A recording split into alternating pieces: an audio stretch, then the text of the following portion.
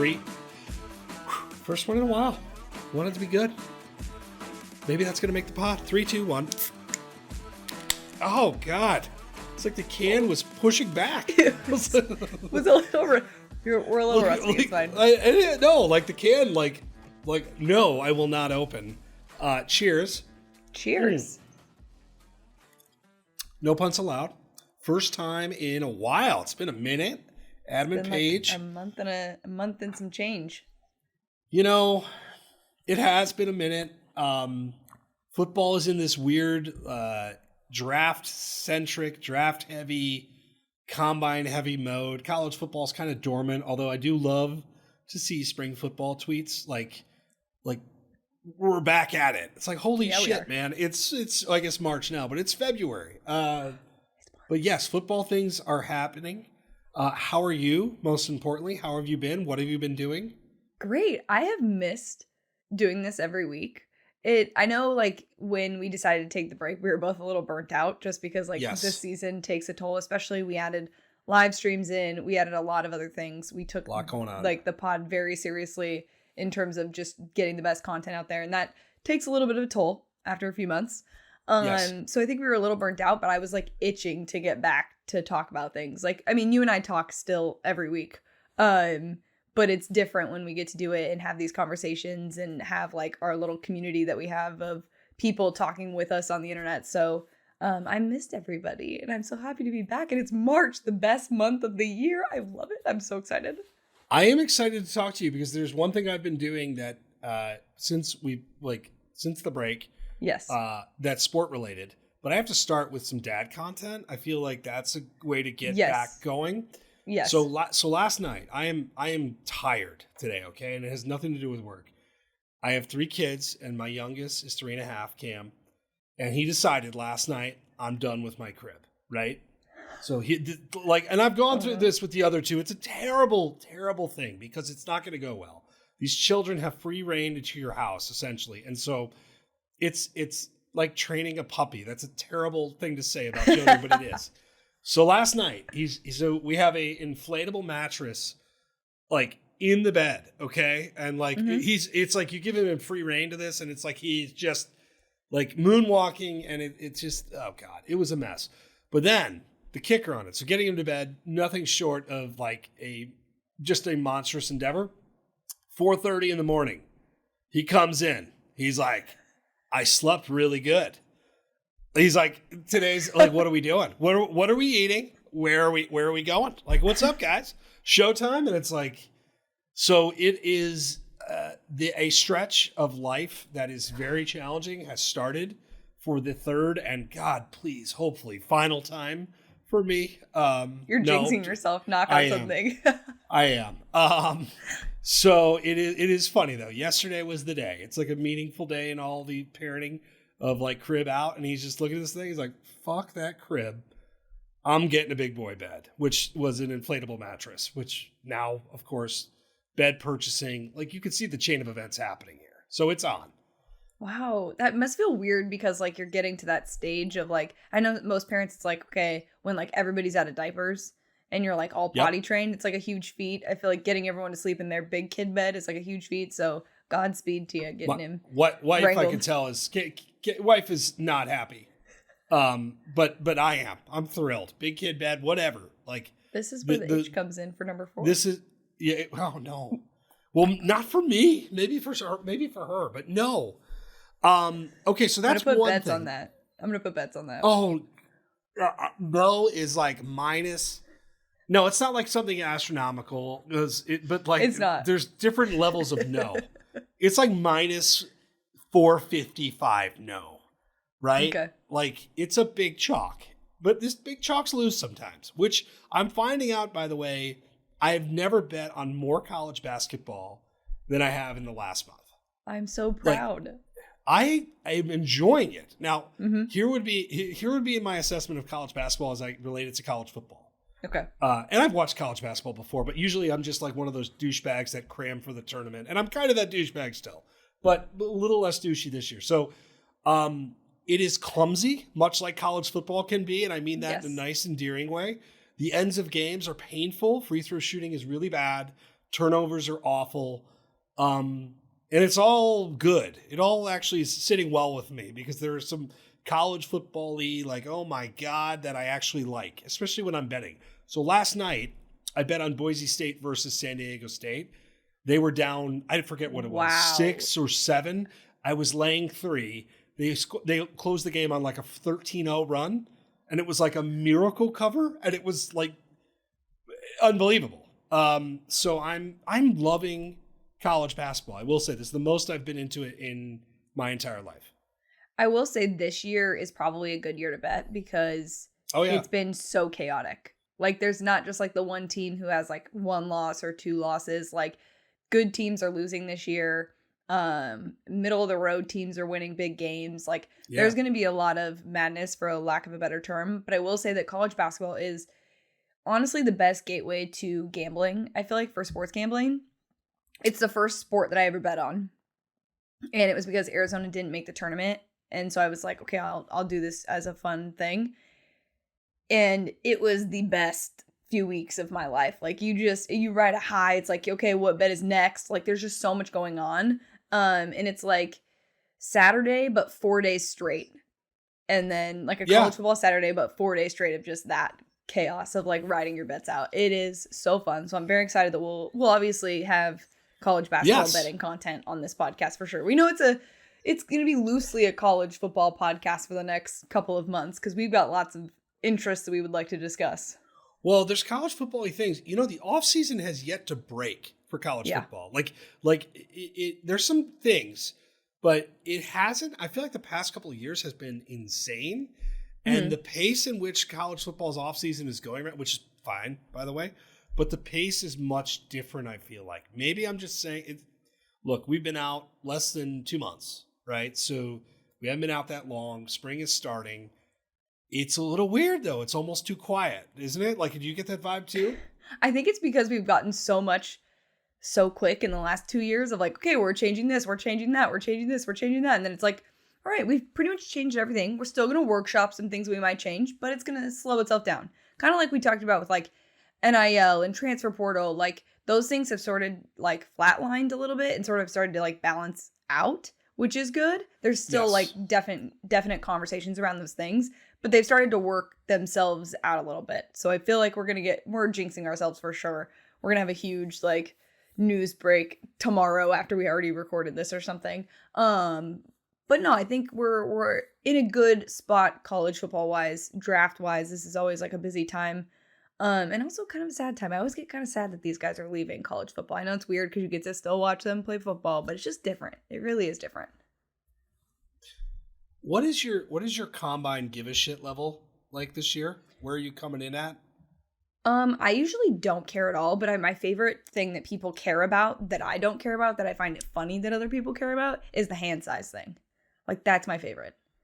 Is that people Kenny really Pickett. Remember that was like 3 months of that. Yeah, it's like I love the hand size thing or like the height thing. Like I just love that like that determines how good somebody is, even though that's not proven to be the case outside of very few positions, that like the bigger the better or whatever. You know what I mean? So it's very interesting that people care about that. Although I know last year, did we bet on stuff last year? Yeah, I've got a couple of lines for you. DraftKings got a few up. They're not as much as I thought. I thought there were more up earlier. But I, to the point that you said, though, I like the combine because I'm like, we have these people that we root for all of them. But you have players that you particularly like latched onto that you're like, okay, do it. Or like a running back, like Deuce Vaughn. I'm gonna hitch my wagon to Deuce. Like I want Deuce Vaughn to be awesome. Because you know he's going to come in, and I don't even know if he's working out at the combine, but you know he's going to come in at 5'5" or whatever it is, and it's like, all right, I want Deuce to run whatever crazy time. I want him to look good. I want all these things, and I do find it interesting. Like the combine is becoming. I remember talking about this with you last year, kind of less of a thing, because if you're like Bryce Young, it's like fuck this. I'm going to work out at my pro day. I'll see you there, and you see that trend for a lot of players kind of holding true, which I get. If I'm Bryce Young, that's exactly what I'd want to do, right? There's no need for this.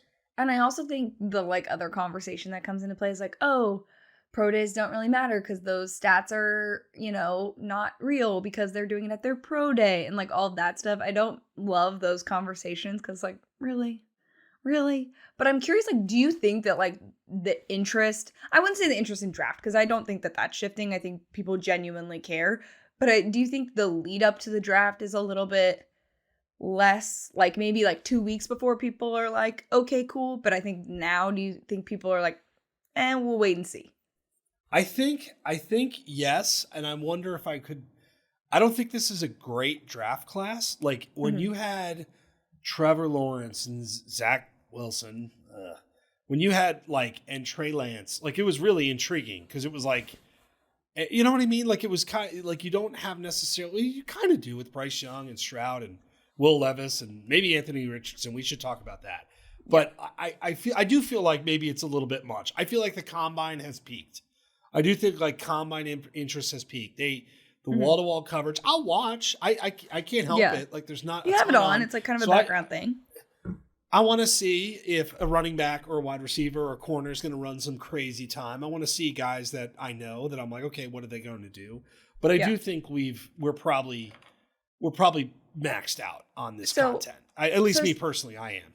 Yeah, and I think part of this, and correct, I mean, you can totally disagree with me, but I've, like, the whole Zach Wilson hype thing, do you remember, like, at the beginning of the college football season, no one cared. One person scouted him and said that he was potentially going to be really good, and then, like, a whole bunch of scouts jumped on that bandwagon. We're seeing I remember it very well, unfortunately. Yeah, I don't want to say that that's exactly what's happening with Anthony Richardson because it's different, but it is interesting to me that the conversation has sort of shifted, and I think you are writing on something similar this week of like, are we starting to overthink it? Are people really wanting to have the like spicy take instead of looking at a guy and going, this is a number 1 overall pick that we know to be a number 1 overall pick, and we're just trying to get too creative with this stuff? Because we had a discussion, the Anthony Richardson odds for him to be the number 1 overall pick like shifted, or a top 5 pick shifted. Yeah, I've got him right now. Like, okay, the number 1 overall pick odds right now, Bryce Young is -160, Stroud +380, Will Levis plus 550, and Richardson plus 550. He was, I believe, 100 to 1 like 2 weeks ago. And okay, here's where I'm at with this, by the way. Yes, we're overthinking it. But after Josh Allen, I think Josh Allen screwed up all of this for everybody.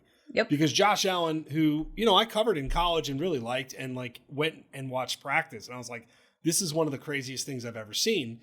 But it was crazy because he's like barreling over players in practice, throwing the ball 20 yards over people's head, and then like doing some crazy, incredible shit. And when he was taken by the Bills, you're like, oh, wow, good luck with that. And he is truly unbelievably good. Yeah. So he's kind of screwed it up here in the best possible way. Yeah. And when you watched Anthony Richardson last year, there were moments when you're like, I don't even know a good comparison. They're very Cam Newton. There are very few quarterbacks of this type of size that have that type of arm that can run the way that he did. So they're truly, I get it that if he gets in front of the right team, and you're gonna have a GM or an OC say like, I could fix him. We could fix him. Chances are, like, drafting a quarterback is so fucking hard. Speaking of Zach Wilson, like my Jets have sucked at it forever. So like, it has such a potential bust, and yet I watch the highlights and I'm like, yeah, I kind of get it. Like it's crazy some of the stuff that he can do. Our team's overthinking it though. Yes. Yeah. To your point, yes, that is without a question. I think the answer is pretty easy here. Okay, I wasn't sure if I was just being too critical of that community who really dives in and looks at this stuff, but it seems like a little bit of a trend to me that we've got a guy that maybe is pretty straightforward, and then we see somebody else and we're like, you know what, maybe that's the case. And I mean, to be determined about Trey Lance too. I think Patrick Mahomes is also a good example of that, where like, I mean, yes, he was still a top pick, but like it doesn't mean that people really thought a guy from Texas Tech was going to be, Patrick Mahomes, to be honest with you. Will Levis, by the way, Will Levis is a much different player, but even maybe more polarizing in a way, because he was bad this year. And you look at like every time I'm on Twitter, people are like, fucking this guy again.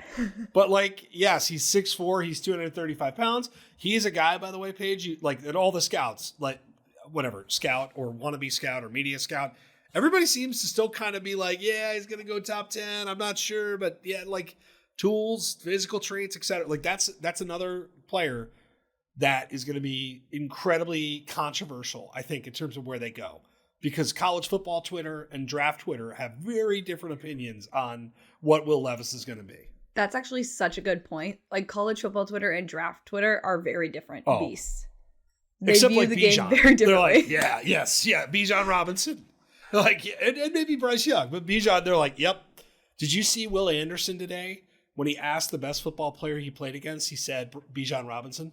No. Which is such an odd answer for a linebacker. Like, and I mean this in the best possible way. Like, that's so cool. As someone, as you and I both, we strongly endorse both of these guys. Yes.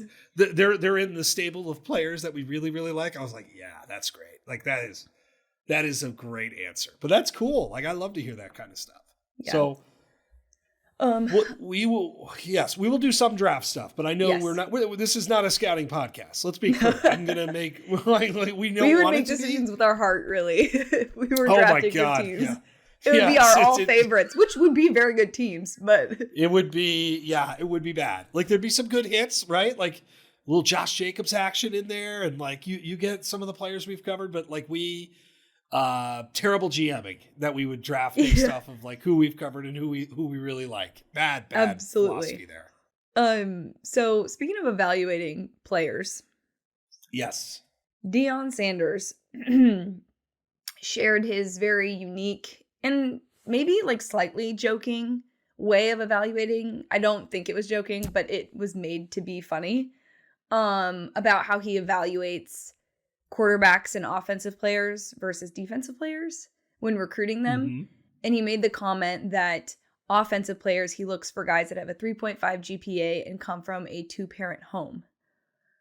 And defensive guys, it's like 1-parent home.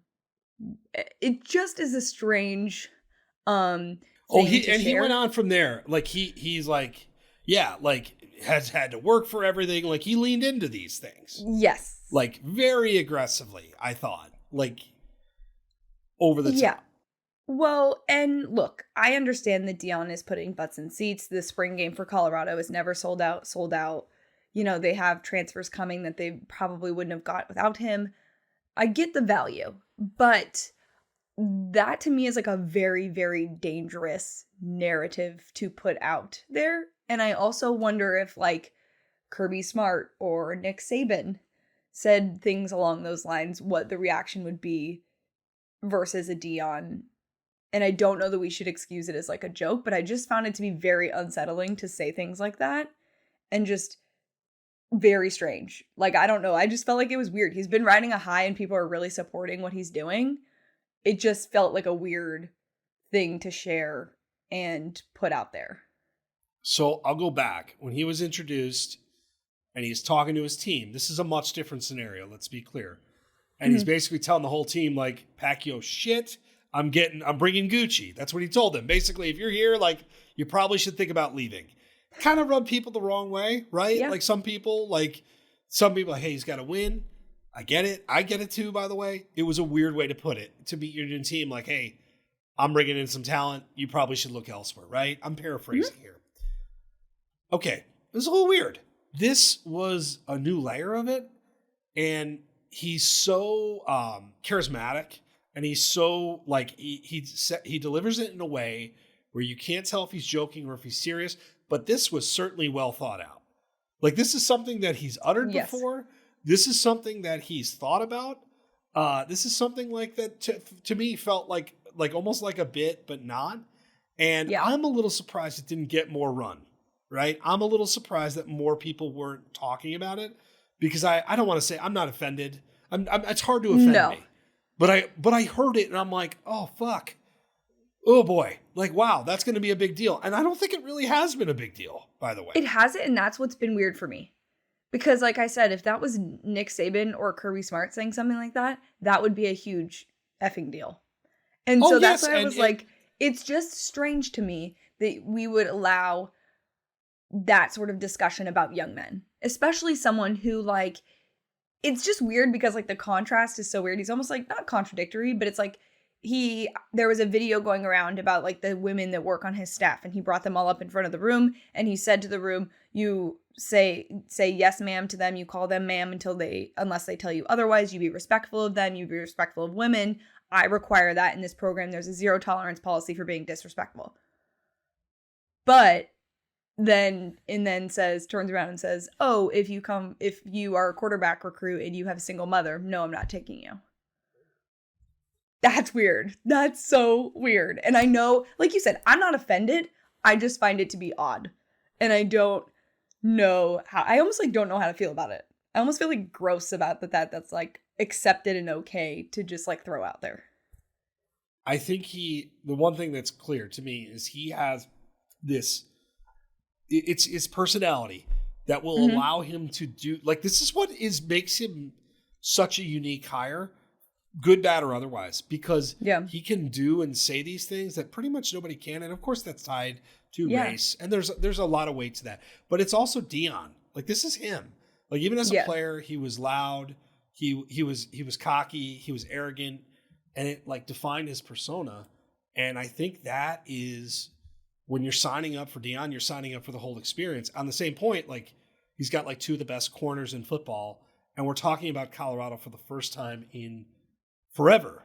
And that is like, but you wonder if they start losing, because they're going to lose some games. Yeah. Like, what does it turn, right? Like, what is it? I'm fascinated by the whole Dion thing. I'd love to spend a day with him and just to like talk to him, not even like between like interviews, and just to figure it out, because I'd love to see what makes him tick, because I think it's going to be boom or bust. And obviously he's doing a lot of really good things, but there's some shit here it's a little strange. I totally agree with you there. Yeah, and I think this will be an ongoing conversation. And it's one, to be fair, this is a conversation that we have a lot in college football with like head coaches. I mean, absolutely, there's things that Lane Kiffin says and does that maybe people don't agree with, but he is good at coaching football. I think too, like, that is something that maybe you and I should dive into, of like, hey, do we talk to him and get someone in the room with him like yourself who, is willing to kind of figure it out? Look at us workshopping story ideas on the pod. Without doubt, I think he's the most interesting person in the sport this year. I really do. I don't even think it's close, and that's for a team that's been irrelevant, because he's trying to do something that really you don't do, and he's not going to tolerate losing. So I think it's going to be fascinating to see how they are. But right now he's sort of testing the boundaries on what people will or won't care about, I guess. Yeah, it's very interesting. On the topic, go ahead. I've been very excited to hear what you think about rule changes in college football, because I'm wondering, first and foremost, do you have strong takes on the rule changes? No, I don't, because I'm like, when it happens, I'll have a strong take. But until then, I'm good letting the workshopping be done by other people. And all they're doing is leaking it to figure out what people are going to be okay with, right? Yes. It's brilliant. It's very smart, right? It's very smart. So, like, I get it. Like, this is a good way to do it. Like, so essentially here as the backdrop, they're considering, they want to make the game quicker and safer. And I can't argue with either of those, because obviously player safety is paramount. And then, like, speed the games up. It's all good for us. Helps our Saturdays, helps our everydays. Yeah. So here's the rules that they're considering, for those that don't know. Running the clock after a first down is rewarded, except in the last 2 minutes of the half. Eliminating the option for teams to call consecutive team timeouts. Carrying over any fouls to the next period of finishing with an untimed down. And then the other one that was mentioned as well was continuing to run the clock on incompletions, which I think is the most controversial one, I would say. Without question, like, most of those pages feel like throw-ins, the untimed downs, the whatever, like, not the end of the world. Keep the clock running on first down. I don't really have a problem with that, to be quite honest, that as at the end of the half, it kicks into play. I think that's good. I actually like that one the best out of all of them. Like if I could pick one of the things that I think would be the most successful, because I think that will eventually lead you to the clock doesn't stop. But the giving those like 2 minutes in the ends of halves where it like cool. really matters, and where like in college football it's different than the NFL. Like it's definitely I like good to kind of ease into it. I think it's neat strategy. Like at the 2 minutes, like it's go time. I not only do I endorse that, I actually think it's kind of a cool thing. Consecutive timeouts, who gives a shit? I don't care. Fine. And then but the incompletion, I'm a no on that. Like they're not going to do that, by the way. Yeah. So I had a couple ideas at BR today. I wrote up as part of this 3 ideas that I think could speed up football. And I wanted to get your take on my ideas. These are, to be clear, these are just they start very easy, Kramer, and then they move up in complexity. So the first one, what was the first one? Well, I know one of them. What the fuck was the first idea? I know one of them was improving the. Oh no, I got it. I think I got it. Yes, I got it now. Okay, it's improving the. Must have been a great article. Considering I wrote it 18 hours ago, and I'm like, what? Improving the review process. Yes. Okay. This is like a no-brainer. It's so clumsy. It's so awkward. What they review, you get these guys looking through like Game Boys on the field, do it all at the conference headquarters. Like you could trim so much time just in like investing in the review process across conferences. Yeah.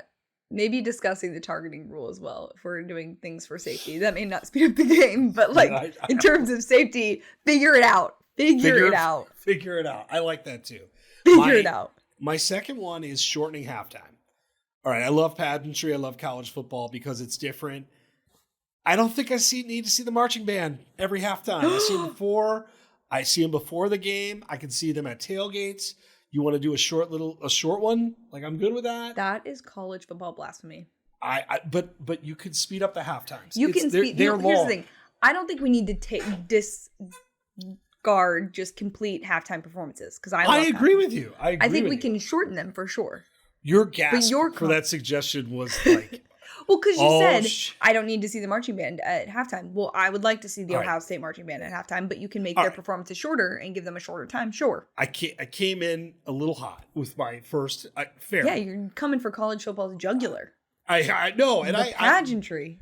The pageantry I love, but you can get it before the game. There's so much pageantry. We're not lacking pageantry. We can give up a little bit. All right. Fine. But I think we're on the same page of shortening it. Yes, but just don't do away with half times. Okay, my last one is where, and I haven't checked the comments because I know they're going to be horrible. I never read the comments to anything. Is eliminating kickoffs. Now, hear me out. College football and the NFL has been telling you for a while now that kickoffs are going away. It's the most dangerous play in the sport, which is why they introduced fair catches. In the NFL, kickoffs are almost useless with how good the kickers are. And the number of opportunities they've tried to decrease a lot. So let's just be done. Let's just be done with kickoffs. You start the ball on the 25-yard line, or if you've been watching the XFL, and I haven't really, but I've watched some, you go for 4th and 15. And if you get it, you get to keep the ball. If not, the other team gets it on the 25-yard line. Have you seen that? It's cool. Like you need an onside kick, you need a possession. No, onside kicks are stupid too, by the way. It's such a dumb play. But that takes away from like other fourth downs. Like where you're fourth, because if you so basically what you're saying is people would go for it on 4th and 15 and be rewarded for not getting it. But if you're 4th and 1 and you don't get it, they get it at the same spot, or is it always different? So you score a touch. I'm winning. Iowa is beating Arizona by I don't know. Sorry, 2 teams. I don't know. I'm trying. So it's 17. This is all hypothetical, everyone. It's all hypothetical. Yeah, that's true. Actually, I gotta go. It's 9-6 Iowa. There we go. You guys just score a field goal. There's 18 seconds left. Okay. To get the ball back. This is an untimed down. You have to pick up a 4th and 15 or the equivalent of 15 I see what you're saying. yards. I see what you're saying. Okay, Yeah. yes, sorry. So the onside kick now is a blank and 15. It's not even a 4th and 15. It's a little confusing. Okay. It is that. So you don't love that. It's okay. Onside kicks are incredibly goofy play. Like but you think about it. No, but they bounce there's out of bounds. Of hope. But imagine the suspense on a 4th and 15. And by the way, if you miss it 25-yard line, you're toast. I like it. Again, want to speed up the games. Want to make them safer. This is my. Clearly, you're not buying into this last idea, and the second idea okay. we needed to talk through because there was some immediate controversy. But that would be it, and I think kickoffs are eventually going to go away, anyways, because safety purposes. I think it'll be less about speeding up the game and more about safety in my opinion. You know the other thing we could do to speed up the games is not so many fucking commercials, but they're not going to do that, right? Like that's not on the table. Let's address the obvious, touchdown. Hey, commercial, the kids are making money now. They need those commercials. Commercial. How about that? They're like, nope. I don't think we're gonna do that. Let's take away the money. Yeah, the marching band, however, they could go. That's me eliminating them. I do love we're trying to speed up commercials or trying to speed up games without the crux of it. As an aside, have you watched any spring training baseball? Speaking of speeding up, I have not. I've seen Are you betting on spring training baseball? No. Okay. No. Okay. I was just checking. Was that a moment that was a moment of concern when I realized that's why you might be watching. No, I have not. I've been seeing a lot of spring training content on TikTok, but I have not engaged in that yet because I'm so locked into college basketball because it is in fact March. That's the first time that's ever been said. I've been seeing a lot of spring training content on TikTok. True, baseball teams are Rob back. Ranford's yes. I mean, yes, that's what teams want, engagement. Absolutely. I don't know how I feel about the pitch clock. It makes me nervous. It gives me anxiety right now. Oh yeah, you were telling me about it. I'm like, get going, get in the fucking batter's spot. I feel bad. But it is weird how much it speeds the game along. I think I'm going to learn to love it. And the general consensus from people who I've talked to are yeah, it's kind of cool. But I am curious, what happens? And I don't know the answers to this. You're standing in the box and 100-mile-an-hour fastball misses your head by like 6 inches, right? And you get knocked down. I'm assuming there's going to be some sort of hey, you almost just got your entire life ruined. Here's an extra 10 seconds to gather yourself moment. Yeah. We feel there's got to be a little bit of that. It's going to be a weird situation. I think pitchers who are psychos can manipulate it better to their liking. I'm in. I give them credit for trying it, and I'm curious to see what happens. But we'll see when the actual games start, and I can actually really watching these things. Yeah, my take with baseball is I like it how it is. So I'm not one of those people who's oh, it's so slow and so boring, I don't want to watch it. I watch golf. You know what I mean? I'm not the demographic that thinks that the game needs to be sped up. I don't care. I'll still watch it if it's the same. I don't know. I just maybe I'm the wrong demo for them. I fall into that category as well. By the way, I don't need it sped up. Yes. It's it's always been good backdrop for me. In the summer, it's wonderful to have as a companion for, all yes, I don't need it faster. It was fine. So yes, so that's what's been going on. Are there any other college football-y things? I don't think there are. No, I think it's time to transition into our second favorite sport. Golf. Love golf. I love golf so much. And there's been a lot of golf content, even today. Yes. Where do we want to start? Do we want to start full swing documentary or do we want to start PGA news as of today? PGA news is very interesting. Okay. I finally just saw it. We can start there. Okay. No cuts. PGA is doing away with cuts. For the elevated events. For the elevated events, smaller fields, which I get it. I understand it. So I'm curious though how it works out. So what were your thoughts? So no cuts, smaller fields for the elevated events. It's cool. If you're in a non-elevated event, you can obviously play your way into those events, which is neat. That's a cool way to kind of funnel like young talent into these types of, weekends. So what were your thoughts on that? Yeah, I think it's a great way to get big names to always be around. So like the big thing with the PGA changes last year were that they were going to have these elevated events, and like the top, however, whatever number it was that they put the cutoff, had to play in those tournaments. I think it gives those guys a little bit more incentive to play through the weekend.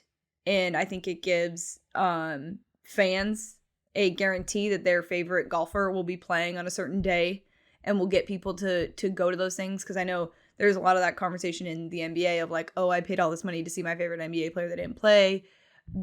People aren't sure if people are going to make the cut. They buy tickets well in advance. It guarantees that they will see the person that they want to see.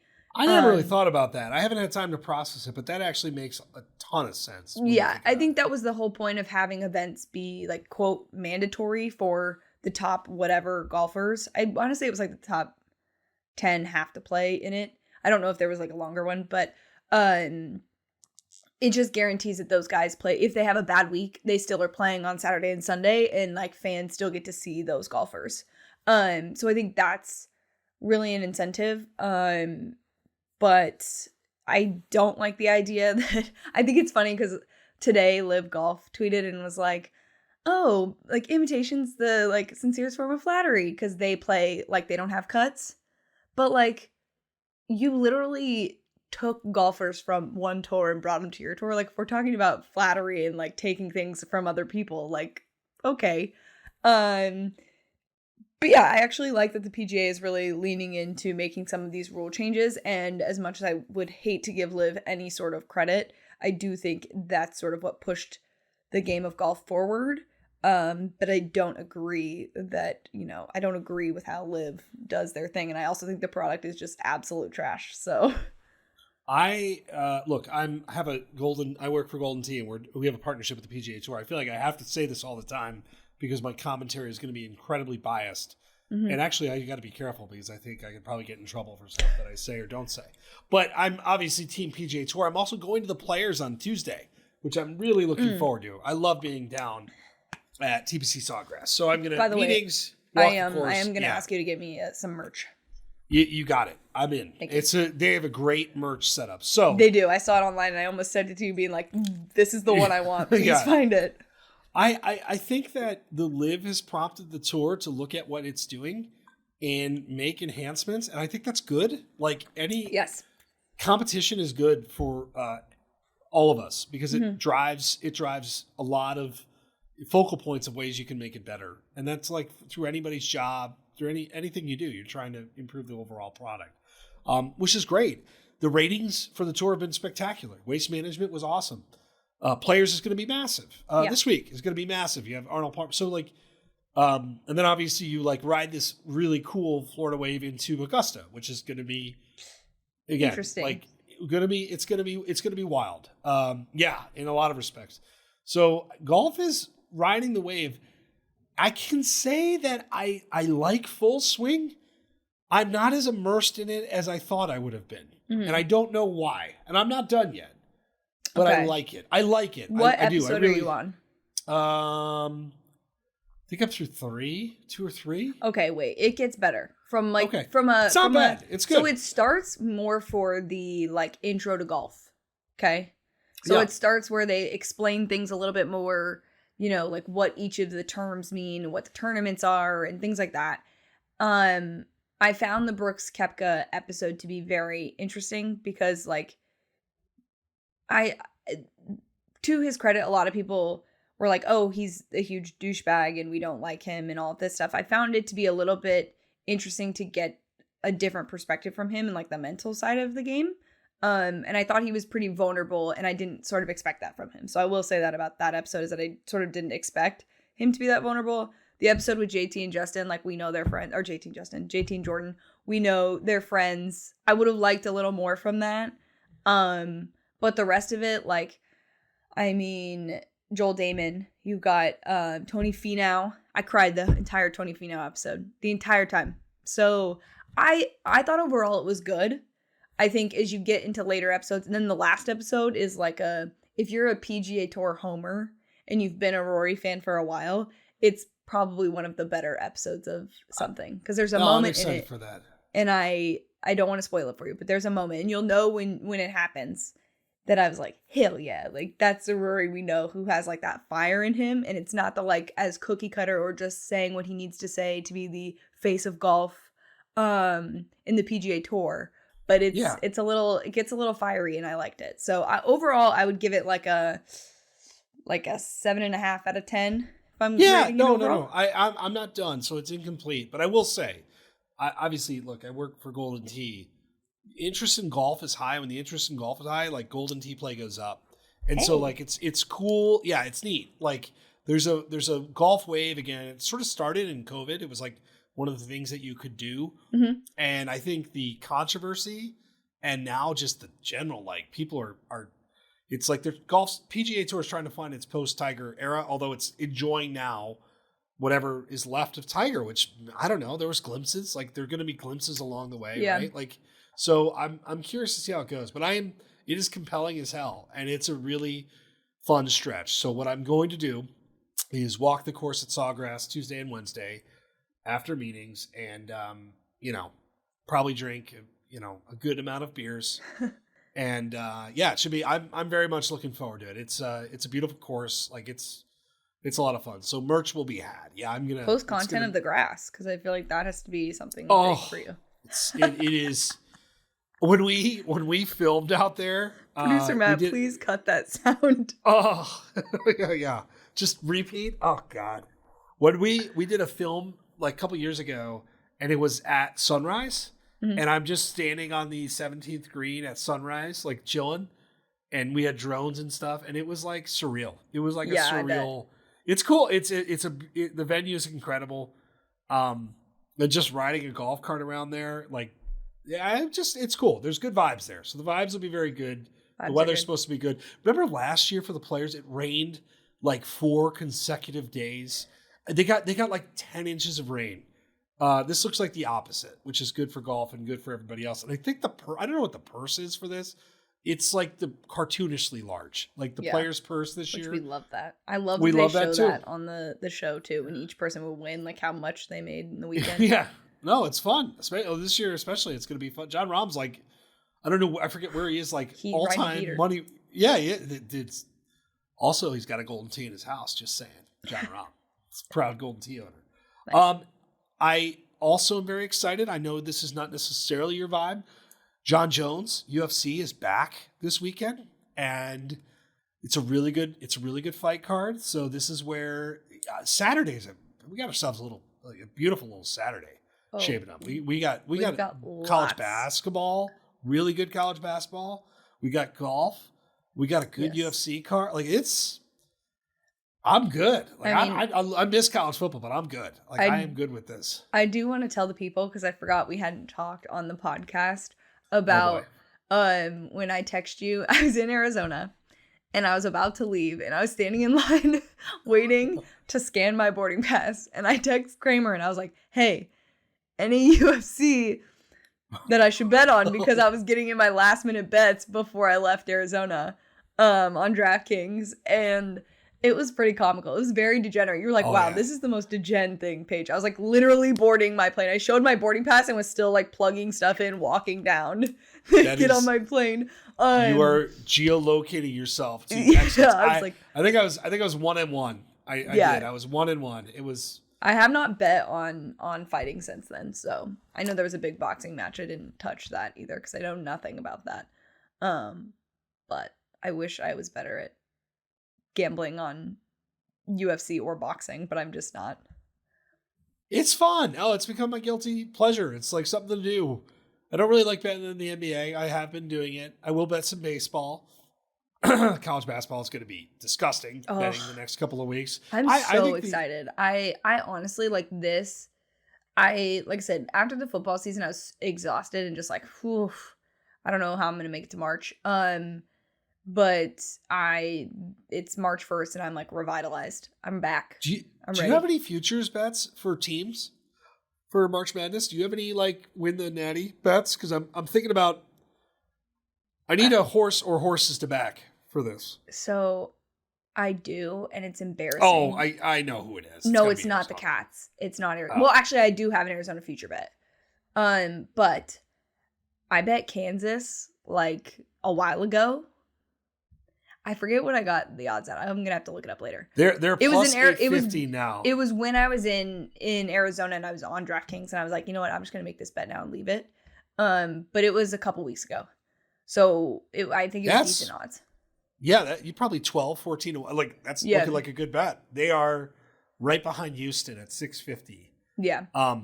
Oh my God, we got to talk about Iowa, Michigan State. I did not have money on this game, but we were doing Saturday things with my kids. We got home. I put the Iowa game on. I'm not a diehard Iowa basketball fan, but I'm a fan. Yeah. My kids were giving Iowa shit. They're like, God, they're bad. Why are they so bad? Ooh. Oh, they didn't make a shot. And I'm like, turn the game off. They're in their troll era. And they are. Like, you know, but they like rooting for winners. And kids, I'm sorry. This is you're in the wrong house. If you're like rooting for winners with all my sports teams. Like, make them Alabama fans and like, like the Mets and the Jets. Like what the no Chiefs so we're watching, fans. And then finally, I'm like looking at Twitter. I follow a shit ton of Iowa people, and they're like everyone's going nuts. So I put it on, and it was like surreal. Like so, if you had Michigan State plus 5.5, and you lost in overtime, and you were up, I think it was like 13 with like I don't know. Like less than 2 minutes left. Mm-hmm. It's one of the worst losses in gambling history. There have been worse losses, I'm sure. Yeah. That has to be truly one of the worst beats ever that I can ever recall. Then Iowa beat the shit out of Indiana somehow. Like it's weird. College basketball is giving weird vibes this year. I do think though, and maybe you could speak to it, like it does feel pretty wide open. It is. It does. It absolutely. Yeah. This is the first year in a while that I've really genuinely felt that. Like, I'm trying to think back to like, I think 2014. It was pretty wide open. Yeah. It's it's fun. Like I said, I've been enjoying it. Yeah, it's exciting. So I didn't do my beer reveal. I don't know if we're betting on things, but I've got a Tecate today. Tecate in forever. I was just in Mexico. Oh yeah, no, it's delicious, delightful. Which, by the way, could I tell a very funny story about what happened to me in Mexico? Yes. It's like slightly frightening, but it's funny now. Oh, God. So I was in Mexico for my friend's wedding, and obviously Mexico not in a great place right now. All of us were just like a little bit nervous. We stayed at the resort the whole time, like just being careful. The first night that we were there was like a couple weddings that were happening during this week at this resort. And the night before, everyone has like a welcome party, and it was like a white party. And the first night we got there was a big welcome party, and we like saw it from the beach and whatever. So it's like, I mean, we had been up since like 5 a.m, so we all went to bed at like 11. So it's probably like 11:30ish. Okay. And all of a sudden I hear like the click of my like key thing where like it sounds like it's clicking and trying to open. And I'm like, what the heck? So I walk over to my door and I look out the peephole, and there's a guy trying to like open the door. And then all of a sudden he starts like elbow like this, and I'm like, what is happening? Like, and I also like at first glance, like I couldn't tell if he worked at the hotel or not because they were in white, and like the people who work at the hotel would wear all white. So I'm like internally like panicking, complete panic. So I call security and I'm like, somebody's trying to get in my room. And luckily they called me back within 2 minutes and were like, hey, he was drunk. He couldn't find his room. We escorted him to his room. Like, do you need anything else? Like they called me back like seriously within 2 minutes because they had cameras everywhere and they could find him. But like, what are the odds of like all the rooms to pick? God. And like the first night we're there, I'm terrified. I text all my friends. I'm like, oh my God, their husband's like, do you need me to come? I'm like, no, I'm fine.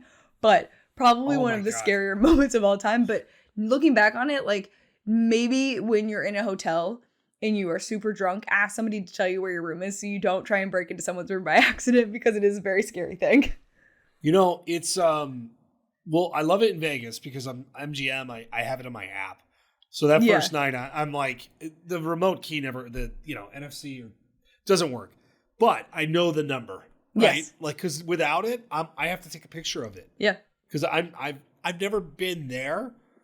I'll be more of like the sheepish person who goes to the front desk hammered, like, hi, I'm drunk. Where am I staying? Well, and in Vegas too, like all of the hotel hallways look the same. Like it's very confusing. This one, like, I could see where you get confused, but like the rooms are like decently far apart. Like, I don't know, like it was really interesting. I don't know where he was actually staying, but yeah, it was quite the interesting experience in Mexico. Let me tell you, scary in real time. Very, very scary in real time. The last time I was in Vegas, which I'll be going to for Sweet 16, by the way, gambling with a buddy of mine. He was hammered. A couple of us. He goes, I'm going home, going to bed. Or he's like, I'm going to bed. Cool, man. He's fine. Watching him like waddle his way out of there. He's okay, right? We're not going to leave somebody like in a situation. 15 minutes later, he comes back to the same spot. We're still gambling. And he goes, I realized we're not in our hotel that we're staying in. Like he's like, we're in the Aria, and it's amazing. Like, oh my God, okay, maybe we should go. No. If we're there, then it's time to close it down. So yes, Vegas for the Sweet 16. I'm looking forward to. I was traveling most of February, and now you're traveling. I'm going to be a hermit watching just college basketball, which is very exciting anyway. I'll be in Houston for the Final Four, but I know. I'm jealous. No, it's going to be fun. I am conference championship weekends, by the way. I love conference. Talk about great betting opportunities. My brother's going to be in Vegas. I've been in Vegas for conference championships. It is a super underrated week. It's super fun. Well, especially because the Pac-12 tournament is there. So I've been 3 times, I think. It's super fun. I'd be remiss if I didn't talk about the fact that this week is the first weekend of the F1 season, by the way. So Sunday. In Bahrain. And then I was just in Vegas, degenerate alert, and yes, what they're doing to get ready is pretty crazy.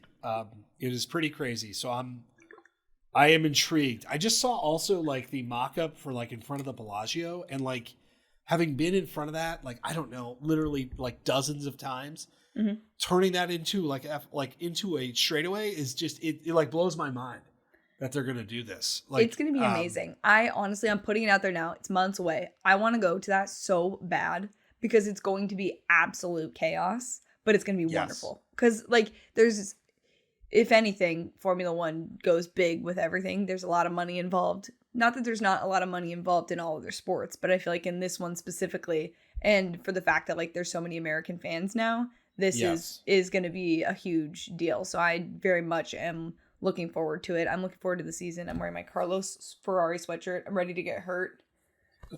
My Uber driver said from Vegas that he started buying up random hotel rooms that weekend, and he's gonna sell them because they're like that crazy. Yeah, it's gonna be nuts. But I think it'll be really cool, and I'm excited for another race to be in America. So I am excited just for the season in general. So be ready for my takes. I do have Drive to Survive takes, but I'll save those for my own personal podcast on TikTok.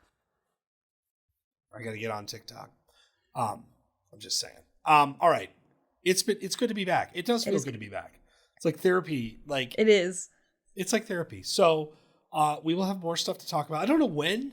I do. We have to figure out when we're going to record. If I'm going to get drunk at Sawgrass, which may be great content, maybe terrible content. We should definitely have you drunk on the pod. We should just have you like call in via FaceTime. Meandering around the golf course. Yeah. Yes, that actually sounds awesome. Yes. We will figure out when. But we are back. We are back. We are back. We will be recording. Yes. So for Paige, I am Adam. Welcome back. We will talk to you guys next week at some point. Probably. At some point.